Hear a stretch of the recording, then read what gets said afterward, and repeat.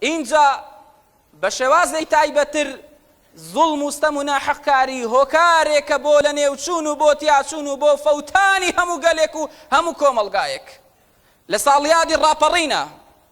ئەمە ئێستا لە سەروبەندی داین، ساڵانە زۆر باسی زوڵم و ستەم و ناحەقکاری ئەکرێت لە ساڵیادی ڕاپەڕینە لە کوردستانە، بەڵام ئەبێ باسی ئەو ڕاستیە و ئەو ڕاستەقینە و ئەو حەقیقەتەیە بکرێ. ڕاپەڕین بۆ کرا، ئەوانەی پێش و بۆ تیاچوون، بۆ فەوتان، بۆ لە بین و لە نێواچوون، چونکە پیشەیان زوڵم و ستەم و ناحەقکاری و ملهوڕی بوو.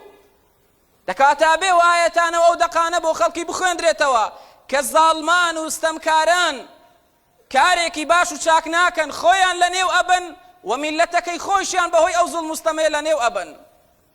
ڕەب العالەمین وەحی بۆ هەموو پێغەمبەران ناردووە، هەموو پێغەمبەرانی ئاگادار کردوتەوە. وەکو پەروەردیگار لە سوورەی ئیبراهیمە لە ئاەتی 13 فەرمێ فأوحى إليهم ربهم لنهلكن الظالمين. ئەفەرمێ پەروەردیگار ڕەب العالەمینی وان وەحی بۆ سەرجەم پێغەمبەران ناردووە، هەموو پێغەمبەرانی ئاگادار کردوتەوە زاڵمان و ستەمکاران لە نێو ئەبوو بە هیلاکیان ئادا.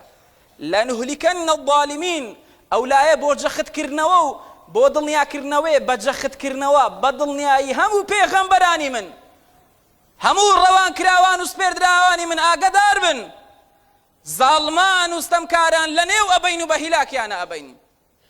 قورئانی پیرۆز باسی زۆر کۆمەڵگای بۆ ئێمە کردووە کە زوڵم و ستەم و گوناه و تاوان و ناحەقکاری و سەرپێچیان تیا بووە، پەروەردیگار لە بینی بردون و لە نێویا بردون، وەکو گەلی ثەمود، وەکو قەومی صالح، لوط، شوعیب، تا دوایی پەروەردیگار لە نێوی بردون و مێژووی سەلمێنێ و بۆ خۆشمان کە لەو سەدەیاژین زۆرمان بینیوە بەهۆی زوڵم و ستەم پەروەردیگار لە بینی بردوونە، بە هیلاکی بردوونە.